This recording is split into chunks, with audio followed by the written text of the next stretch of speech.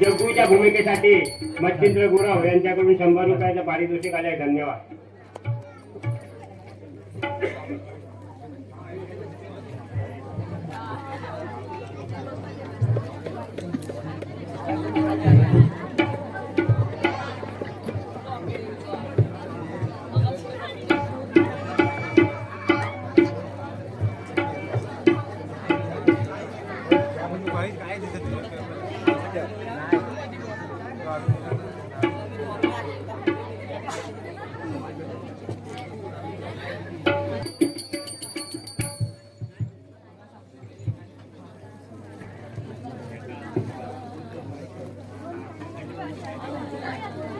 हे घर आपलंच.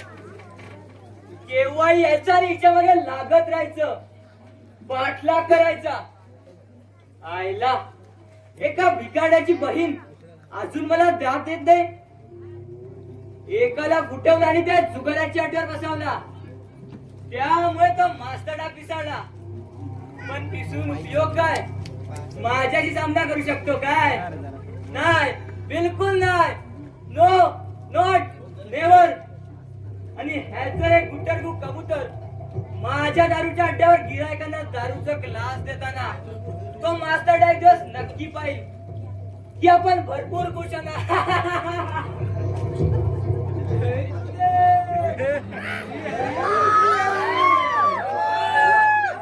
मुंबई राम बगल में चुरी. या गुरुदेव या. आता घालूका साष्टांग नमस्कार. जय गुरुदेव. एकदा साष्टांग नमस्कार घातला तो कायमचा पोहोचला. कशापर्यंत की बेंबी पर्यंत सर्व अंगभर भाल्या म्हणा की सर्व चिकूपोरी मला लाडाना भाल्याच म्हणतात.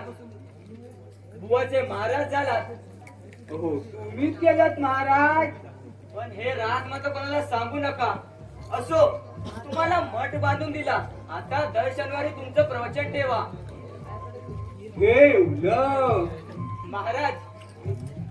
हो, बोला महाराज. आपण वाईट मार्गाने पैसा अजिबात कमवायचा नाही. अजिबात नाही. तुमच्या विभूतीच्या 500 पुढे त्या प्रवचनात संपायला हव्या. हो, संपल्या म्हणून समजा. पुढे 500 पुस्तकही संपली पाहिजे. पुस्तक कसली? कुणाची हो? सांगतो. मी एक लेखक पकडलाय. गीतेपासून तर ज्ञानेश्वरी पर्यंत वार्तावरून चोरून पुस्तके छापून घेऊ. किंमत 50 रुपये फक्त. 500 पुस्तक एका शनिवारी जायला पाहिजे. म्हणजेच एका शनिवारी 25,000 रुपयांचा गल्ला. तुमचे 52,000 आणि माझे 48,000. तुमच्या प्रवचनात या पुस्तकाची अशी वावा करा की प्रत्येक भाविकाने पुस्तक घ्यायलाच हवं.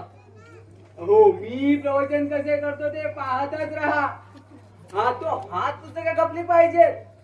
तुमचे 48 आणि माझे 52,000 ते सगळे कशात घालणार? काल चांगला भेटली होती, म्हणत होती मला फसवलं. हो, जरा सावकाश बोला. हो, ती पण माझ्या मागे.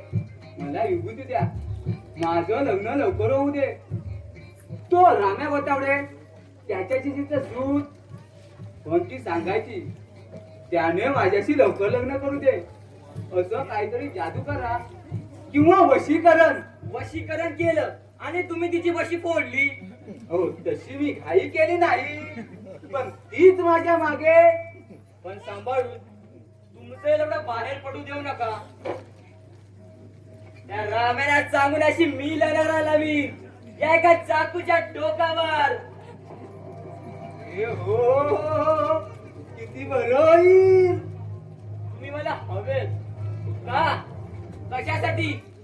फक्त पैशांसाठी. तुमचंही भलं आणि माझंही भलं. का का बरं? मला या गावात अनाथ महिला आश्रम उघडायचा आहे. महिला आश्रम? अरे वा वा वा वा वा. पण तुम्ही त्या आश्रमात पाय ठेवायचा नाही. हो काहीतरी काय. श्री हरी श्री हरी. गाढवाचे पाय धरी घरच्यापेक्षा ती ठेवलेली बरी. अहो कित्येक अनाथ महिला आहेत आपल्या देशात. त्यांचं कल्याण करायला नको? हो कल्याण करायला हवं. जय गुरुदेव. श्री हरी श्री हरी. आणि तिथल्या व्यवस्थापनाची अधिकारी असेल ही मयुरी. अरे वा एवढी घुसली का ती तुमच्यावरी? सोमा, आता तुमच्या प्रवचनाची तयारी करा या शनिवार पासूनच. हो सुरू करू की, पण मला थोडी आराधना करावी लागेल. सांगुनाच्या तुंतुण्याचा केला तंबोरा तर सगुनाच्या लिंबाचा काय घोपडा करणार? सोमाजी लक्षात ठेवा, अति नको. फुकटचं खायला मिळते म्हणून पोट फुटेपर्यंत खाऊ नका. तुमचं भिंग जर बाहेर फुटलं तर माझंही नाव बदनाम होईल. आणि यापुढे या घरात यायचं नाही. हो पण चुप बस. या घरात तू नेहमी काय तो मला चांगलंच ठाऊक आहे.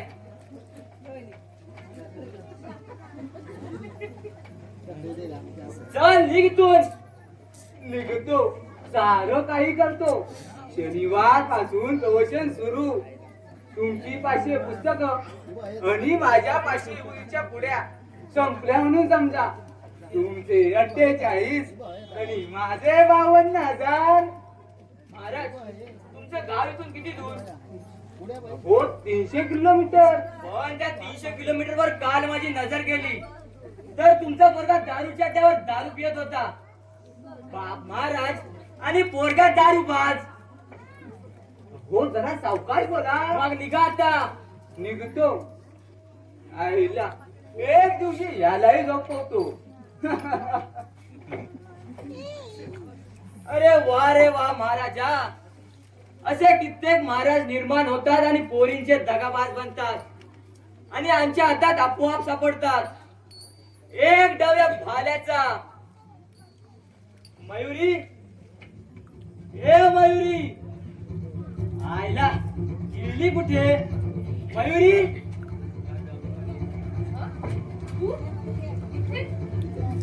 अगं किती आका मारतोय? कशाला? मागे पर्सात कपडे वाळत घालत होती. तेवढ्यात तुझी हात आली. मला वाटलं सापीत चावला की काय तुला. कटलेला कुत्रा. काय येतोस इकडे? ते तुला चांगलंच ठाऊक आहे. माझं म्हणणं असं आहे, मला तुझं काही ऐकून घ्यायचं नाही. अगं ऐकून तरी घे, नंतर ठरव चांगलं की वाईट ते. तू मला मी छलकट. कशाला त्रास देतो त्या सुकुमार हाताला?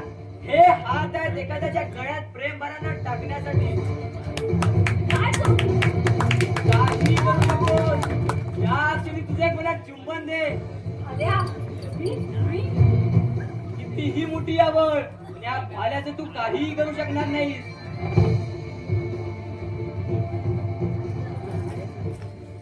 या भाल्याची मिठी तू काय चुकू शकत नाहीस. भावाला जुगाराच्या अड्ड्यावर आणि तुला दारूच्या गुत्त्यावर. आणि तुला कुठच्या खड्ड्यात नेऊन टाकू? तुझ्या हृदयात ए प्राणप्रिये, एकदा तरी ये माझ्या भाऊ पश्चात आणि फुलून टाक जरी चंद्रमाची रात. आणि बघ बसेल माझी वाहन तुझ्या तोंडात. काशी मा त्या पांडूच्या गळ्यात. रामखोर चक्या कुठे? या या रावसाहेब या. असं काय झालं ओरडायला? रामखोर चक्याने माझ्या पोरीला कुठे लपून ठेवलंय.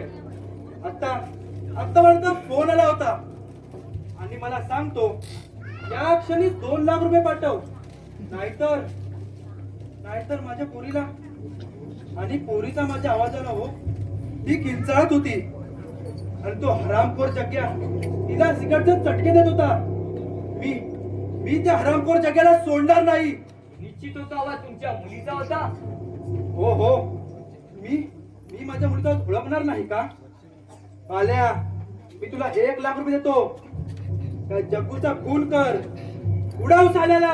बाप्याच्या हातून पुण्य मारत नाही. मी काय म्हणतो भाल्या, मी विचार करतोय रावसाहेब, आपल्या देशात किती असहाय्य अनाथ महिला आहेत ना. आधी माझ्या पोरीचा विचार कर. विचार केला, आपल्या सरकारने आश्रय द्यायला नको का त्या अनाथ महिला आश्रमांना? त्या निराधार अनाथ अबलांनी आपल्या सरकारने आश्रय द्यायला नको का? अरे पण माझी मुलगी. तुमची मुलगी तुम्हाला मिळेल, पण जरा सबुरीनं घ्या. सबूर ही जीवनाची शिदोरी आहे, ते आपल्या समाजाला सांगतातच ना. अरे पण माझ्या पोरीचा. विचार केला तेव्हा तुम्ही माझ्या अनाथ महिला सुधार समितीचे अध्यक्ष होऊन राहा, चेअरमन. मग मी एवढी मोठी अधिकाऱ्याची जागा तुम्हाला कोण देईल? तो आमदार खासदार तरी देईल का? हा, 1 लाखाचं बेसून तुम्हाला 8 रुपयात मिळेल, पण चेअरमन पद नाही. आजकालचे राजकारणी आपल्याकडे चेअरमन पद ठेवतात आणि यापुढे माझ्या समजे तुम्ही चेअरमन. केवढी सत्कारसाठी झडणारी आमची संस्था. बोल, किती लाख हवेत? हा, पण हा जग्यात खाक झाला पाहिजे. हॅलो मुन्या, आज आपली 20 पोरं तयारीशी ठेव. हो, रात्री 12 वाजता त्या जग्याचा, समजलं? उद्याचा सूर्योदयाचा होता का म्हणे. ओके, आता बोला. 3 लाख 1 खाक. कुणाची माय मिळाली या जग्याला खाक करण्यासाठी? 1 इंच देखील येऊ नका, त्यापेक्षा दोघांच्या काळातून रक्ताचे पूर वाहतील. मी हाथ बाहेर. जग्गू इतना सीधा भी नहीं जो कच्चा उंगली खाकर है. तुझ्या पोळीच्या अंगावर खायच्या ठिकाणचे चटके द्यायला थांबलाय तिथे. हॅलो, लाव कानाला. बेटा, बेटा बोल. मला वाचवा बाबा. बाबा, मला हे रोग सिगारेटचे चटके देत आहेत हो. आणि माझ्या गळ्यावर. आई ग, नको नको, माझ्या मानेला सुरू ठेवू नका हो. बेटा, अशी घाबरू नकोस बेटा. आता बोला. काय बोलू मी? रावसाहेब, आज 15 दिवस तुमची मुलगी माझ्या ताब्यात आहे, पण मी तिच्यावर शारीरिक बळजबरी केली नाही. फक्त सिगारेटचे चटके आणि 15 दिवस उपाशी अंधाऱ्या खोली डासांच्या राज्यात. जग्गू, जग्गू माझ्या पोरीचे असे हाल करू नकोस रे. अरे किती लाडत वाढवली मी तिला. एकुलती एक पोरगी माझी, तिला सोडून दे. तू मागशील ते देईन मी तुला. तू सांगशील तुझ्या पायाजवळ ठेवीन. शुअर, पक्का वादा. हो हो. रावसाहेब, तुम्ही श्रीमंत आहात, भरपूर पैसा आहे तुमच्याकडे, तेव्हा तुम्ही तुमच्या श्रीमंतीच्या दरावर वाटेल ते करू शकता आणि तुमच्या पुरीला माझ्या हातून सोडूही शकता. तिच्यासाठी मी वाटेल ते करायला तयार आहे. वेळ पडला तरी तुझा खून करा, तुझं मागे पुढे पाहणार नाही. असं मग तुम्ही खून या पाल्याचाच करा आता इथं. अरे हे जग्या, माझा खून करणं सोपं नाही. मी तुला केव्हाही डगात पाठवू शकतो. या क्षणी तुला गुतू शकतो स्मशानात. तुझा मुर्दा तिडीवरून येणार नाही, तर तसं कुत्र्याच्या तगडीला बांधून फरफडत येतात ना, तसा तुला फरफडत घेऊन जाईल स्मशानापर्यंत. अरे जग्या, कुत्र्यासारखा भोंकू नकोस. अरे कुत्र्याला जरा कुत्रेच दिसणार. ठीक आहे, मी कुत्रा काय, आज रात्री तुझा गेम करतो बघ. ते पाहू रात्री. रावसाहेब, बोला, तुमचा निर्णय काय? तुमची लाडात वाढलेली लाडकी तुम्हाला हवी की याचा खून? मगाशी खिशात हात घातला होता ना, काढा बाहेर उडवा आला. रावसाहेब, याच्या बोलण्यावर जाऊ नका. मी तुमच्या बरोबर 10 मिनिटात सोडून आणतो. अरे भाल्या, तुझा तो वर गेलेला बाप, ज्याला तो विहिरीत ढकलून ठार केलं, त्याला जरी खाली आणलंच ना तरी शक्य नाहीये. असं मग रावसाहेब, याच्यावर पिसून रोखून धरा. मी 10 10 मिनिटात तुमच्या मुलीला इथे हजर करतो. जग्गूबाई, आम्ही आज घुसायचे का त्या फाण्याचा कोतळा का चिंजड्या उडवायच्या? आल्या थांबलास का? जा जा ना. हे फाल्या बाहेर निघ, नाहीतर आम्ही येतो. चला रे घुसत. जग्गू जग्गू मला वाचव. अरे भाल्या 10 मिनिटच काय? जा, या रावसाहेबांची मुलगा घेऊन ये. बघ वाटते. पण बाहेर ते काही करणार नाही. मी इशारा करतो पण 1 तासाच्या आत तिला आणण्याच्या अटीवर. कबूल? कबूल. मी निघू? एक. रावसाहेब, या पाप्याचं पापी रक्त इथं सांडलं असतं पण हे घर एक मंदिर आहे आणि या मंदिरातील देवता म्हणजे माझा दादा आणि मयुरीताई. त्यांना हा इथला रक्तपात सहन झाला नसता. तेव्हा याने जर तुमची मुलगी आली नाही तर आजच्या आज आता बाहेर गेम करून टाका, याचा खून करा आणि तुम्ही तुमची मुलगी मिळवा. हे चल दे इथून. पण तो भिवा अंजारी बाहेर बंदूक घेऊन उभा आहे. मला भीती वाटते. मला तो काही करणार नाही. ए भिवा, त्या लांडग्याला बिंदास्त जाऊ द्या.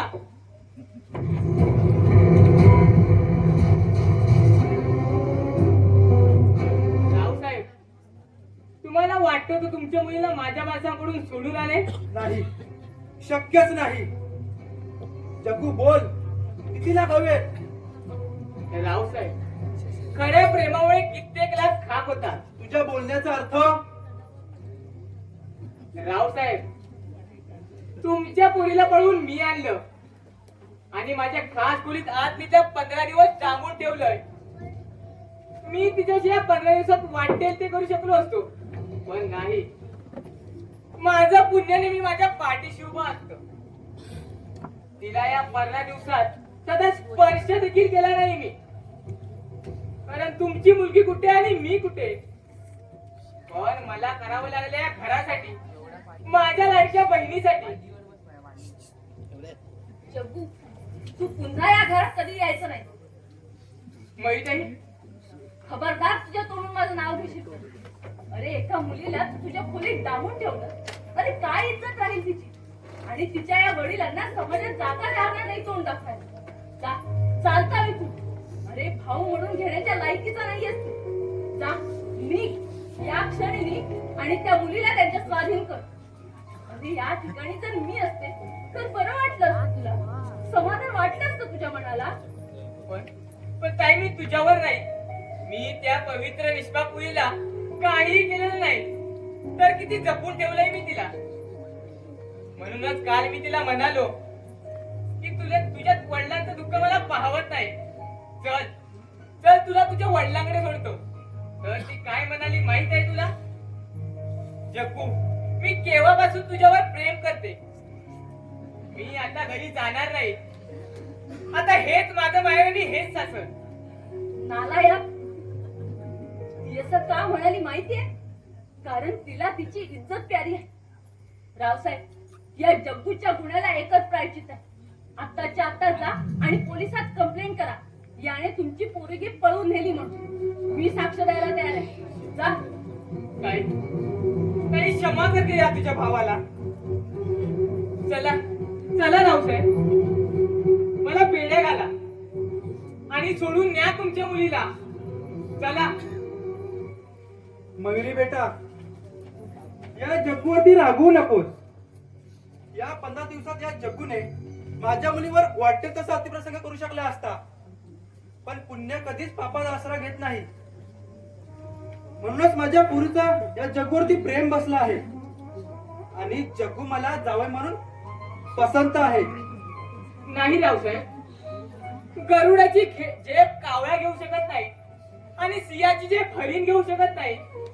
पण जग्गू हरिणा एवढा सिंह धावू शकत नाही. मयुरी बेटा, ठरलं आता माझ्या मुलीचं लग्न या जग्गूशीच. पण रावसाहेब, पण बिन काही नाही. मी निघालो लग्नाची तारीख पक्की करायला.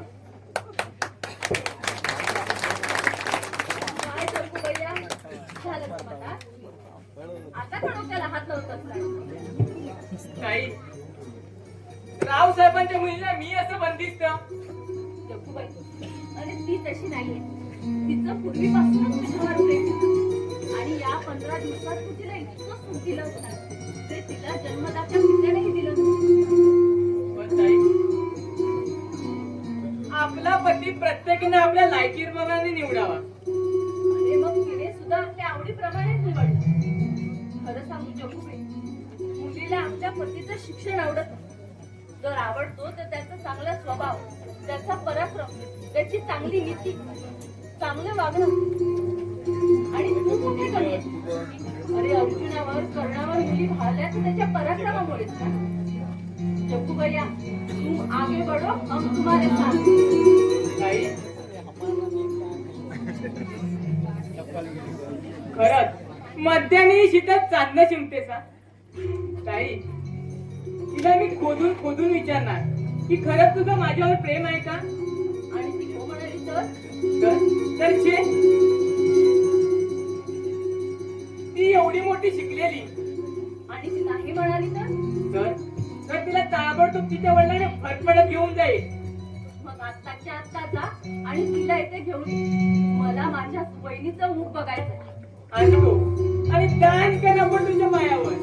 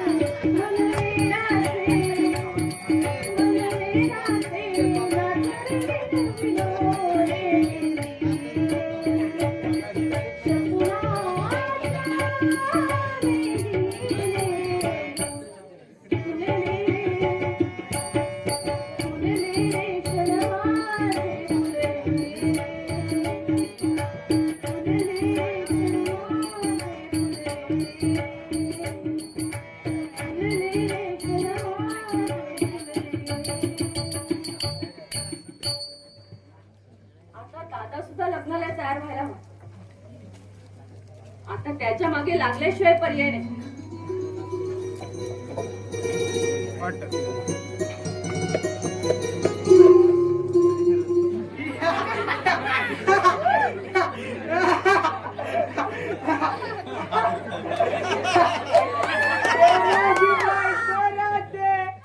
मी तिला माझ्या घरी घेऊन जाणार आणि मग आम्ही आजची पाची खेळणार. मग ती रडणार, मग मी तिचे डोळे पुसणार, मग मी तिला म्हणणार, ए बायको रडू नकोस हा, मी तुला चॉकलेट देईन, चिंच पण देईन. आमच्या घरासमोर चिंचेचं झाड आहे ना, खूप चिंता लागतात. ए माझ्या बायको, ये बाई आहे ना, मी तुझा नवरा आलोय परत मधून वरात काढायला. अगं ये ना बाय, अगं ये ना माझ्या बायको, अगं ये ना माझ्या बायको, बायको ये, बायको बायको ये ना बायको. काय म्हणता पांडुरंग शेठ? इश्श.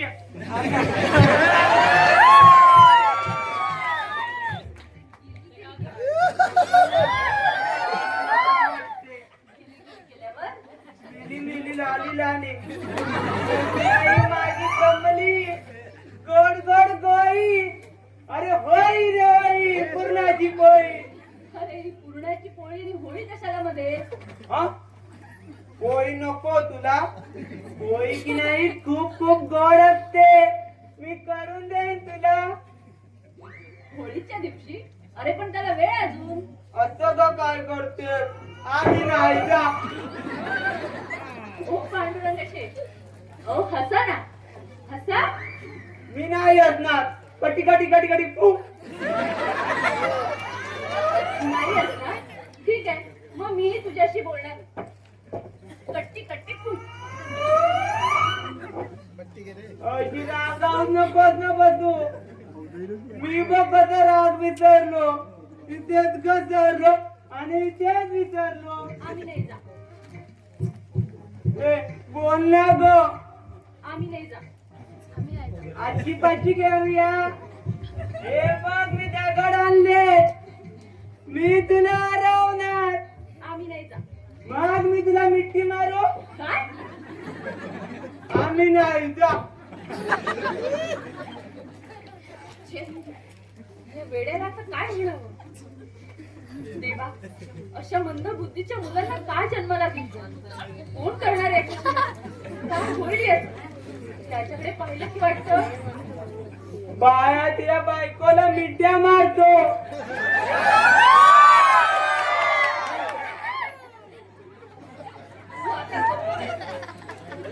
तुझ्यासाठी चहा आणू का?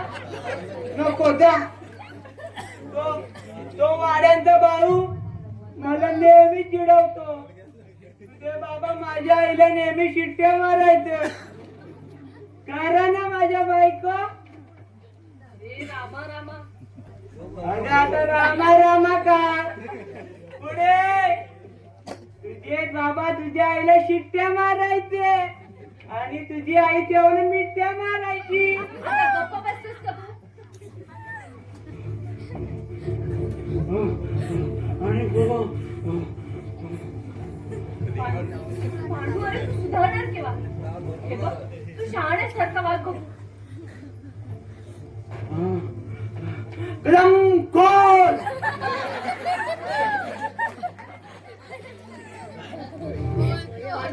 पांडू तू बस इथे, मी तुझ्यासाठी चहा घेऊन येते. नको नको जा. तू माझ्याशी बोलत नाहीस ना, म्हणून मी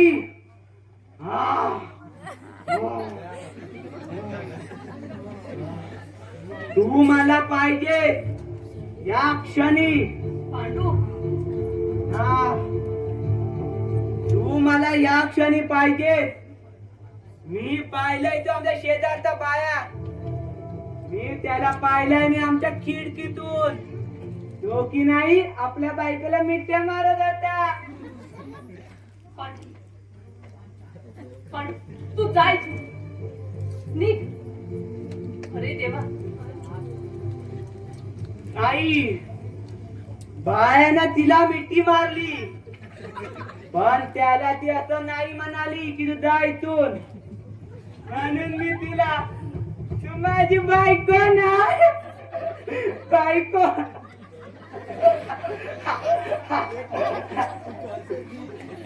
याला कसं घालवायचं? मला कोणी का देत नाही बायको. मला बायको पाहिजे. ओ बायको द्या ना कोणतरी. मला बायको पाहिजे. बायको माझं की नाही ईश्वरकडे तुझ्यावर. अगं प्रेम म्हणजे काय ग? अगं माझे बाबा नेहमी मला माझ्या आईला सांगतात तुझ्यावर माझं किती प्रेम आहे. आई पण म्हणते तुझ्यावर माझं किती प्रेम आहे. तसं माझं आणि माझ्या बायकोचं एकमेकांवर किती प्रेम आहे. अगं बायको म्हणजे काय? पटाक दुम. याला कसं समजावायचं? पटाक दुम. मला माहिती आहे, मला माहिती आहे. प्रेम म्हणजे आजीपाजी आणि बायको म्हणजे नको नको. होय ना? खरं ना? छे, याला कसं समजावं आता? मला तर याची आता भीतीच वाटू लागली. मतिमंद माणूस एक वेळ. ए, तू जाय तू. मी कसा जाईन तुला घेतल्याशिवाय? मी परत ठेवली आहे वरत काढायला. माझी तू आणि तुझा मी. पांडू पांडू तू जाय तू. नाही, आता तू मला हवी आहे. बघ माझं सारं अंग कसं जायचं आहे. माझ्या अंगाची होई होत आहे. अरे होई रे होई, पूर्णाची होई. चल चल ना माझ्या बरोबर. पांडू पांडू तू चालतोय तू. चल ये. मी कसं जाईन तुला घेतल्याशिवाय? चल ये, आपण होई रे होई घेऊया. पांडू तू चालतोय तू. ते बघ पोलीस येत आहेत. बाबा कोण आहे?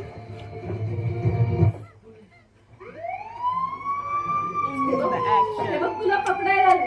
तुला पकडून घेऊन जातील. तुला बेड्या घालतील आणि मार मार मारतील. नाही नाही, मी पळतो, मी पळतो. नाही.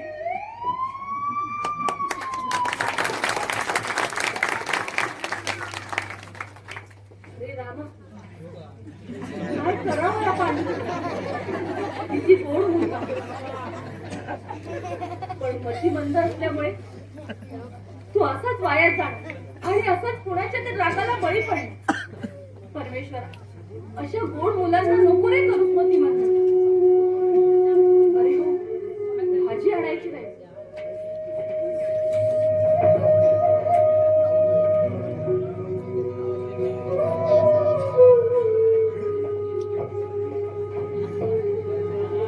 अरे काकू, जरा घराकडे लक्ष ठेवा.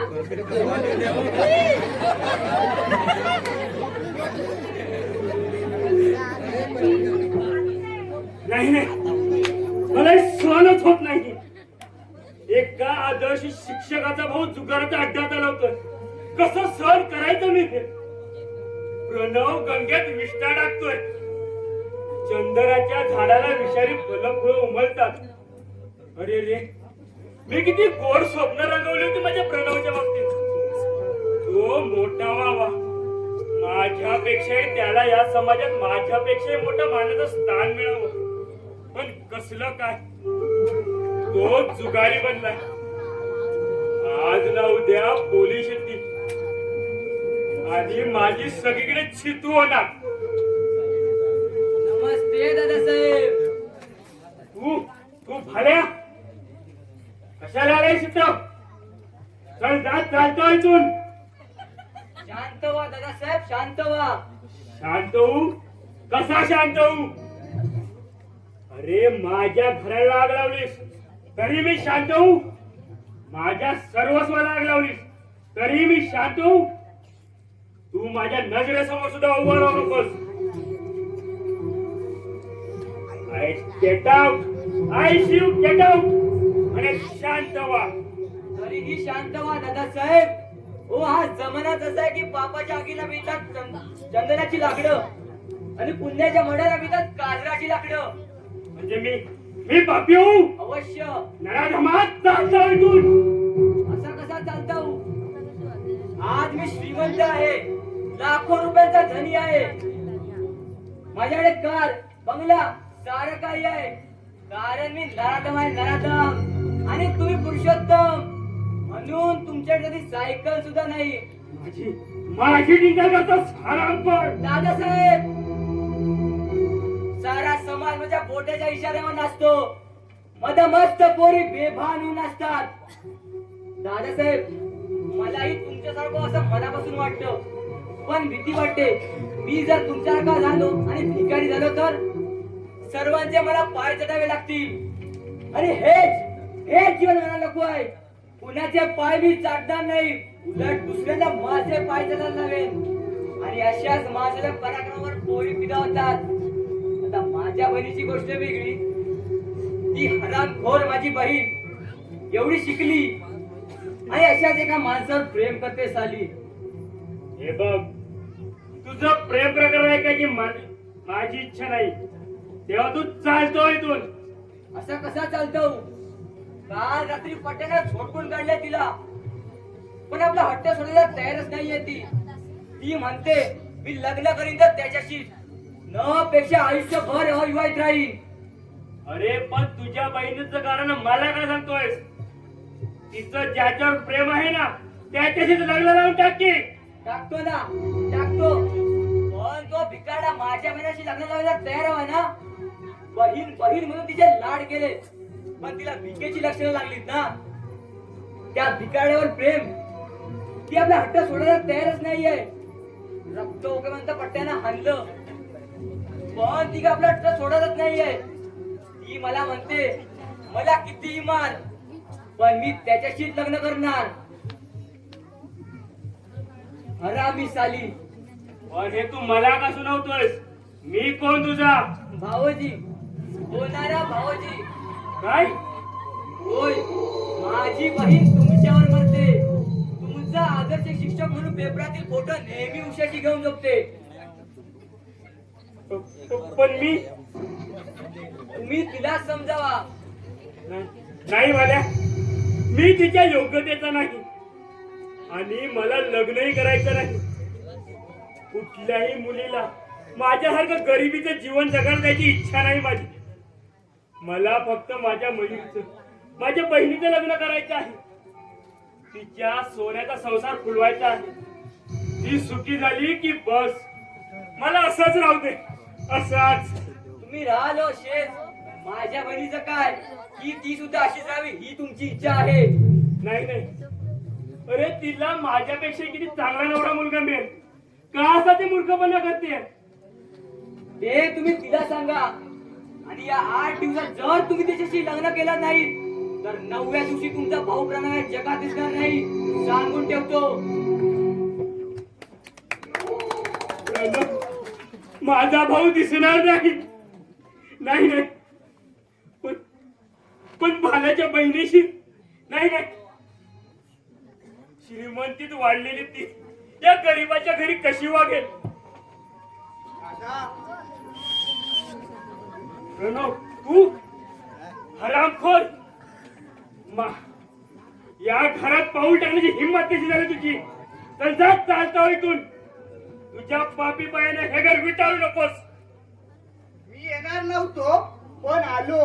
आता जाणार तो पुन्हा न येण्यासाठी. प्रणव, प्रणव मला सोडून नको रे जाऊस. त्या जुगाराच्या अड्ड्यावर नको रे ओळून.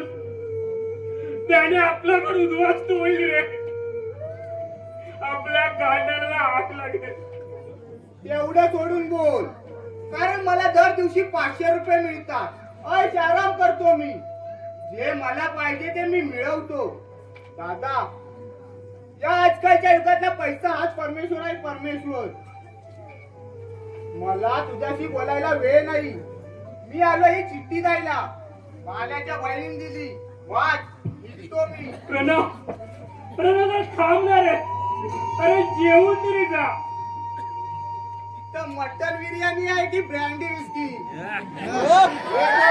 मला आता सवय झाली ब्रँडी विस्की घ्यायची आणि मस्त आहे की खाण्याची. येतो मी. प्रणव, प्रणव थांबणार आहे. अरे ऐक माझं. असं आता तरी पण करू नकोस रे.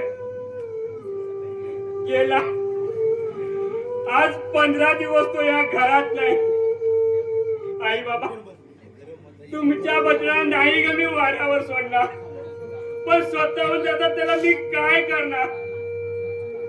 यांच्या सुखासाठी मी माझं सुख मारत आलो. एकदा का माझ्या मुलीचं लग्न झालं की बस. चिठ्ठी. प्रिय राजेचा, तुला आदर्श शिक्षक म्हणून किताब मिळाला. खूप खूप आनंद झाला.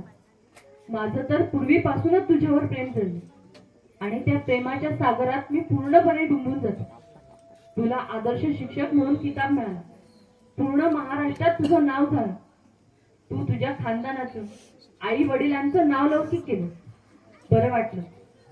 तुला माहित नसेल पण मी कळत नकळत तुझ्यावर प्रेम करतो आणि या सत्काराने मी सर्वस्वी तुझीच झाले आणि माझ्या जीवाच्या शेवटच्या क्षणापर्यंत मी तुझीच राहणार.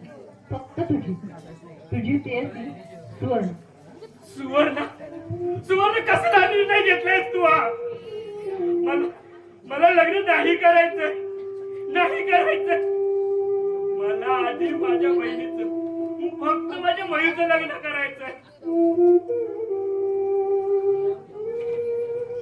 दादा मयू तू भाजी आणायला गेली होतीस? मला नाही का सांगायचं? मी गेलो होतो भाजी आणायला. दादा ही चिठ्ठी कोणाची? तो ना तर कागद आहे असाच बस. दादा अरे मला नाही सांगणार, मी तुझी लाडकी झाले. पाहू दे मला चिठ्ठी. अरे दे.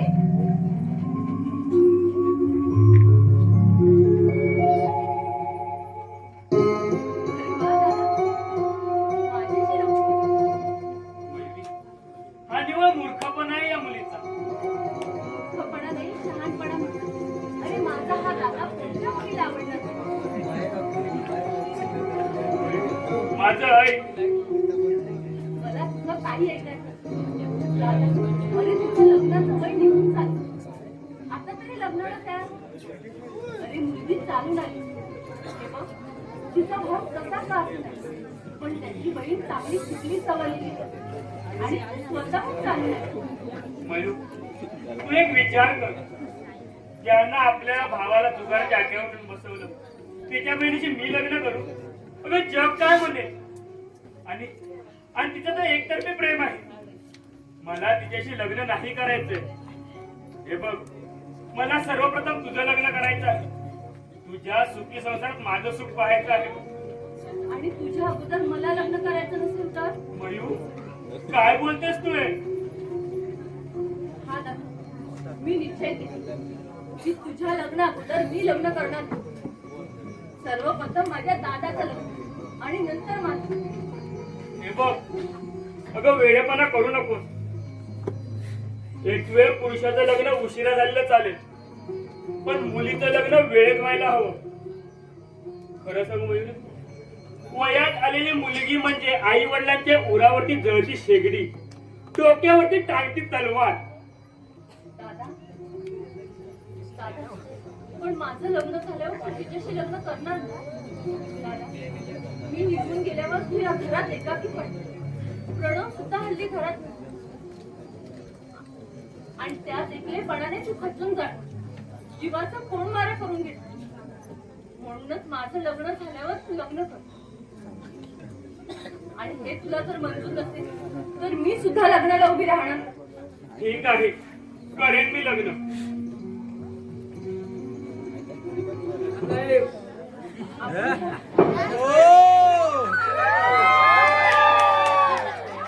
हो हो, आपल्याच बँकेतून मी या घरासाठी कर्ज घेतलं होतं. दादासाहेब, ही बँकेची नोटीस आपल्याला 3 नोटिसा पोस्टा मार्फत पाठविल्या, पण त्याचं काही आपण उत्तर दिलं नाही किंवा कर्जाचा हप्ता पण भरला नाही. म्हणून या एका महिन्यात आपण 50,000 रुपये भरले नाहीत तर हे घर बँक जप्त करेल. तिथे आपण सही करा.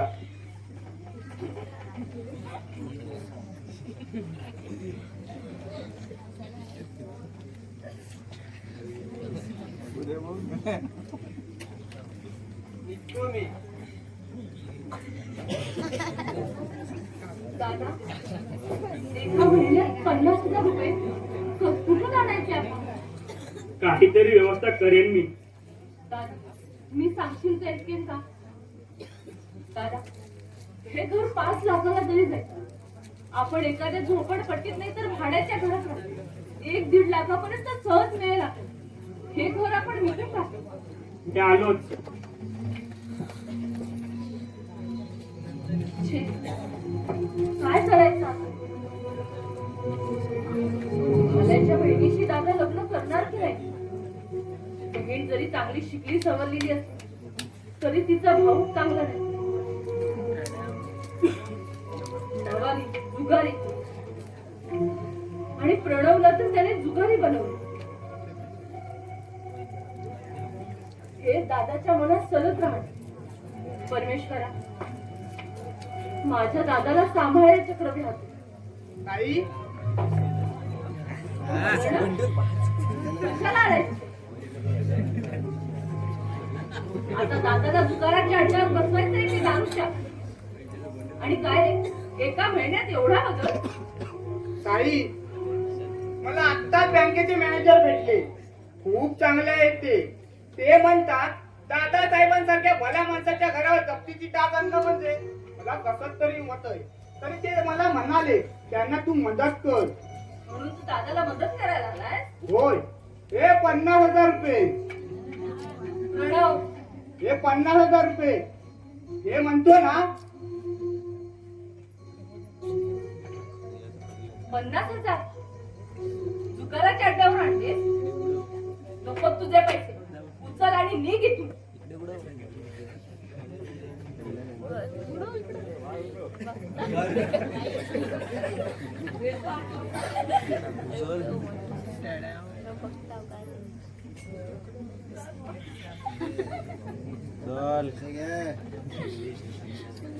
उचलते पैसे आणि चालायला लाग इथून.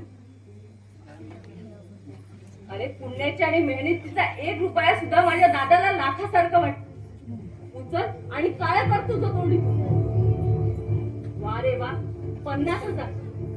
अरे त्या काळ्या पैशाच्या समुद्रात झुंबण्यापेक्षा आम्ही इमानाच्या गटारात राहू. चल निघ इथून.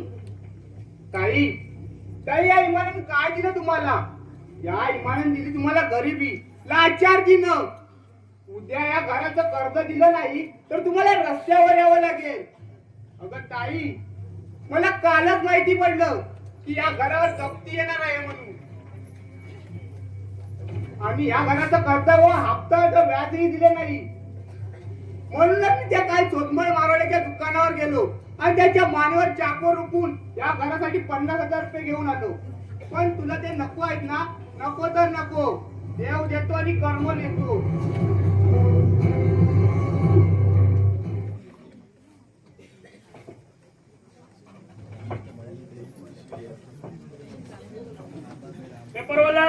पेपरवाला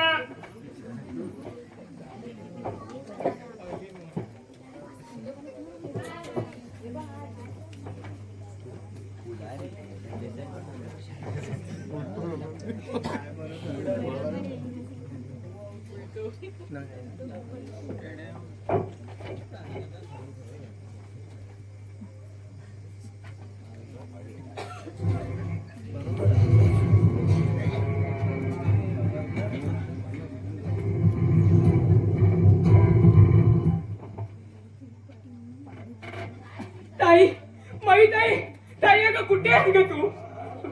अगं घात झाला ग, घात झाला. आपल्या दादाला समोरून येणाऱ्या ट्रकने उडवलं ग. त्याला आताच मी हॉस्पिटलमध्ये ऍडमिट करून आलोय ग. आपला माझा दादा म्हणते